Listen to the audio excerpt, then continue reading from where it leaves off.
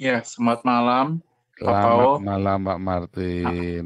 ya, saya mau nanya Pak, tadi yang Bapak bilang dengan apa Hai Rael itu malaikat itu ya Pak ya, apakah sama sosoknya dengan saya pernah baca dengan sosok Azazel Pak. Jadi Bukan. a- Azazel itu beda bukan ya, sosok ya. Azazel itu bukan malaikat proper malaikat, name. Bukan. bukan. Bukan, itu teologi salah itu. Azazel Jadi yang itu dari yang yang di dalam buku apa Imamat, Muhammad Azazel yang dalam kitab Imamat, Azazel itu artinya kambing hitam. Scapegoat. Scapegoat itu bahasa Inggrisnya, kalau bahasa Indonesianya kambing warnanya hitam. Ya kan? Tapi scape itu kan bukan hitam. Scape itu artinya kambing untuk di blame, untuk pelarian. Mm-mm. Ya, orang yang disalahkan. Nah, waktu mereka mempersembahkan kambing untuk Yehova dan kambing untuk Azazel, itu bukan proper name, tapi kambing untuk kesalahan. Jadi dibilang nanti terus mereka baca. Ini yang mereka baca ya dalam tradisi Yahudi di dalam Talmud. Mereka baca gini. Mulai hari ini tidak ada lagi orang yang dipersalahkan di rumah ini. Ah, begitu. Artinya jangan suka nyalain orang lain itu loh. Mm-mm.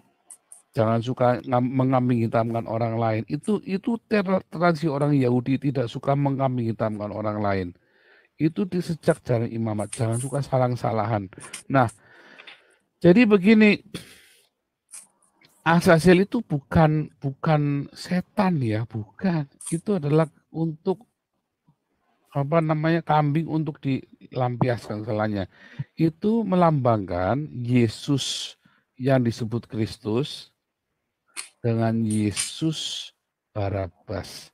Di zaman Yesus disalib, Pilatus tanya, kamu mau Yesus Kristus atau Yesus Barabas? Lalu bilang, salibkan Yesus Kristus, bebaskan Yesus Barabas untuk kami.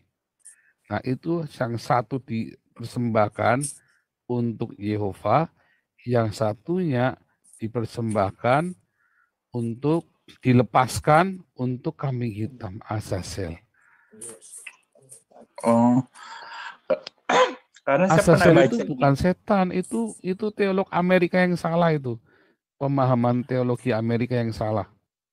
Oh, karena gini Pak, oh berarti ini saya dapat ini ya sudut pandang baru. Karena saya pernah baca apa namanya ada dari kitab Henok gitu Pak ya. Jadi kitab Henok itu kayak nyeritain asal usul setan gitu ya, kejatuhannya. Dia terangin bahwa dalam kitab Henok ini, ya memang kitab Henok ini yang termasuk yang Deuterokanonika ya, hanya diakuin di apa hanya di mazhab Kristen gereja mana gitu, tapi ada gitu kitab itu. Jadi dia nyeritain secara rinci urutan setan-setan gitu Pak. Jadi Nah, Henok itu awalnya tidak diakui oleh gereja manapun. Itu bukan Deuterokanonika, bukan. Deuterokanonika itu kita beneran ya, ada hmm, gereja Katolik itu kan. Henok ya itu apokrifa. Apokrifa itu artinya kitab apokrif nggak jelas. hmm. Dan orang Yahudi pun tidak berkata kitab Henok itu adalah kitab suci loh. Enggak dianggap itu apokrifa, dongeng. Oh gitu. Kitab Henok itu adalah sebuah dongeng legenda. Heeh. Itu baru ada cerita itu tahun 400, tahun 300 sebelum Masehi. Dan itu berbahasa Yunani, tidak ada yang dalam bahasa Aram atau bahasa Ibraninya. Itu dibuang dari tidak pernah dianggap menjadi kitab suci oleh tidak pernah sekalipun. Beda dengan Deuterokanonika. Deuterokanonika ya di zaman Yesus masih dianggap sebagai kitab suci. Di tahun 200 atau tahun 300 itu dikeluarkan dari kanonnya orang Yahudi. Mengapa? Karena tidak berbahasa Ibrani atau Aram, tapi berbahasa Yunani dan tidak pernah dihafalkan dalam bahasa Ibrani atau Aram. sehingga disebut dikeluarkan. Baru abad ke-16 zamannya Martin Luther, 1000 tahun kemudian Deuterokanonika itu dimasukkan dalam kanon yang kedua, Deuterokanon itu kan, oleh Gereja Katolik. Karena Martin Luther melepaskan diri kan Protestan. Nah, itu dimasukkan Deuterokanon gitu. Iya. Terus Pak, ini ada hubungannya juga ya sama kan kayak roh-roh jahat gitu. Kan sekarang kalau banyak yang di internet sekarang ngebahas kayak alien gitu. Apa sebenarnya sosok alien itu ada? Terus kalau di Alkitab itu ada, terus banyak yang ngasih apa rujukan orang ini percakapan orang Kristen ya Pak ya. Jadi oh alien tuh kalau di Alkitab dibilang bala tentara langit gitu. Jadi dia sosok-sosok roh jahat yang ada memang di lapisan atas atmosfer gitu Pak. Jadi dia emang ada bala tentara langit, rujukan-rujukan ayat di Alkitab kita juga ada. Bapak setuju nggak sih alien itu bala tentara langit istilahnya? Enggak. Bukan. Bukan ya Pak ya? Bukan. Oh. Heeh. Beda ya, itu beda. Balentine itu roh gitu ya, penguasa-penguasa di udara tadi kan. Heeh. Penguasa-penguasa Oke, di udara itu apa? Tadi ideologi kan. ideologi. Iya. Karena penguasa di udara saya pernah baca apa buku, karena dulu saya gerejanya di ke apa tentang Roro Jahat itu ya Pak Eko Hidayat ya. Waktu itu ada dia bahas tentang kayak buku-buku dari Mukendi ya, pengarangnya Mukendi. Jadi dia memang si di Pacific Ocean itu memang si karena dia mantan si Mukendi ini nama ya, dia mantan paranormal yang ikut apa bertobat itu, dia memang di langit itu ada emang ikatan roh-roh jahat, apa jaringan-jaringan yang ada di langit gitu Pak. Ya, itu Jadi menurut enggak Bapak begitu. itu nggak ada jadinya Pak ya? Enggak ada. Dan itu tidak bisa dibuktikan sama sekali. Itu kan dia cerita, berasumsi. Oh, iya. Dia berasumsi. Jadi dia hanya menafsirkan saja, tafsir bebas yang tidak berdasar sama sekali. Terakhir Pak, terakhir ada sekarang kan di YouTube ada apa yang terbaru nih ya. Ada orang, dia sebenarnya tiga orang ini orang Kristen gitu ya. Cuman dia kayak bikin kayak polisi ini Pak, polisi astral di konsepnya gitu ya. Kontennya. Jadi dia kayak nyelidikin kayak ada kasus pembunuhan gitu Pak. Dia kasus pembunuhan eh, yang di Subang tuh yang terbaru kan ya. Terus dia karena dia orang Kristen gitu Pak, tapi dia bilang dia punya kekuatan. Terus dia panggil orang yang meninggalnya itu siapa? Kan polisi juga belum nemuin pembunuhnya siapa kan. Akhirnya dia ini dijadiin konten gitu Pak. Jadi Bapak bisa cari sendiri ya di YouTube ya. Jadi dia nyelidikin siapa pembunuhnya, dia tanya yang meninggalnya itu, kamu dibunuh sama siapa? Terus disebutin sosoknya ini gitu. Terus menurut Bapak ya Pak ya, kan yang setahu saya juga di imamat kan kita nggak boleh berhubungan sama roh-roh orang mati ya.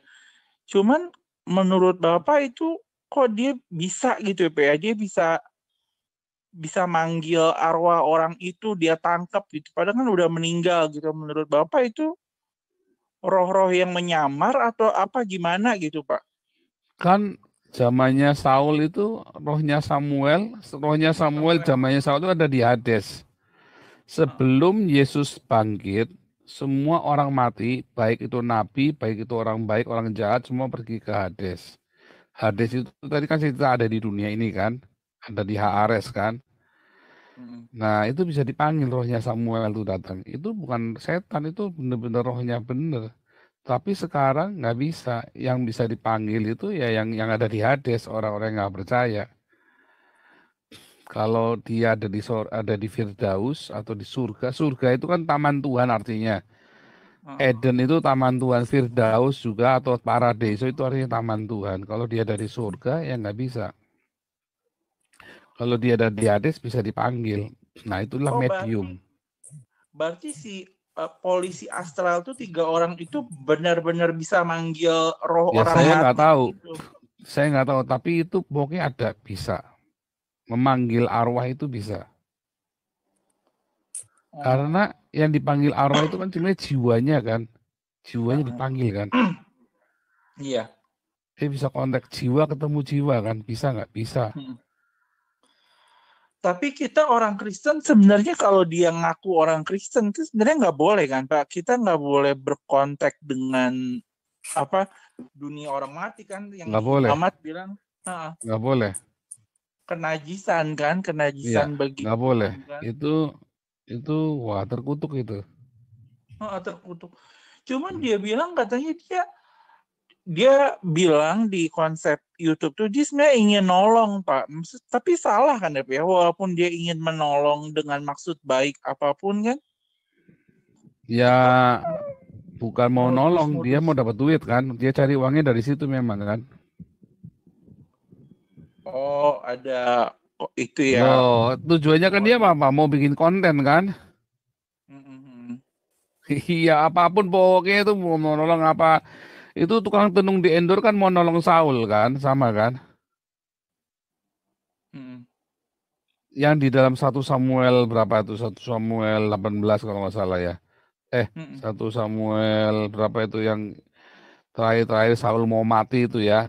Terus pergi ke tukang tenung manggil arwahnya Samuel. Nah, si tukang tenung itu kan mau nolong Saul kan, tapi kan memang mata pencahariannya dia dari memanggil arwah. Oh, iya, Jadi iya, mau iya. nolongnya di mana? Dia mau nolong dirinya sendiri, dia mau cari duit intinya kan. Memang hidupnya dia dari manggil arwah. Iya. Iya, terus ya memang itu konten itu agak kacau sih. Terus dia percaya juga yang Bapak bilang tadi reinkarnasi. Dia bilang dia reinkarnasi dari siapa kan udah ngaco kan Tapi sebenarnya. Cuman kalau masalahnya gitu-gitu itu ya, itu gini loh. Saya sih nggak percaya orang semudah itu manggil arwah itu enggak mudah ya. Enggak mudah juga. Jadi bisa juga dia sudah dapat informasi sebelumnya, lalu dia bikin acara itu. Bisa saja. sudah Siapa yang sekarang disituasikan buktinya gitu. apa? Kan nggak ada kan? Hmm. Sudah disetting. Jadi itu sandiwara Udah semua. setting ya. Ya Mm-mm. kan? Bisa. Banyak settingan-settingan begitu. Saya juga bisa kalau mau bikin begitu. Ya kan? Iya. Iya, itu sih Pak, ngasih apa just info aja sekarang yang lagi ngetren kayak gitu gitu ada kayak Mm-mm. manggil-manggil Mm-mm. arwah. Itu dari dulu bukan Tahu-tahu. sekarang aja, dari dulu juga sudah ngetren itu ya. Di Oh, Indonesia ada ya. ngetren, kalau di Eropa nggak tren itu ketelawain. Hmm. Penipuan gitu ya itu Penipuan jadinya ya. itu. Kalau di Heeh. Indonesia karena hidupnya senang dengan yang begituan. Ya Heeh, ditipu heeh, dengan begituan karena orang Indonesia suka dibohongin, heeh. ya kan? Makanya senang dengan Iya, yang gitu-gitu. Ya, iya, iya. lanjut Heeh. ya. Oke, makasih Pak ya. Iya, Selamat makanya malam. ikut kelas evangelis supaya makin jelas, supaya jangan mudah Oke. ditipu.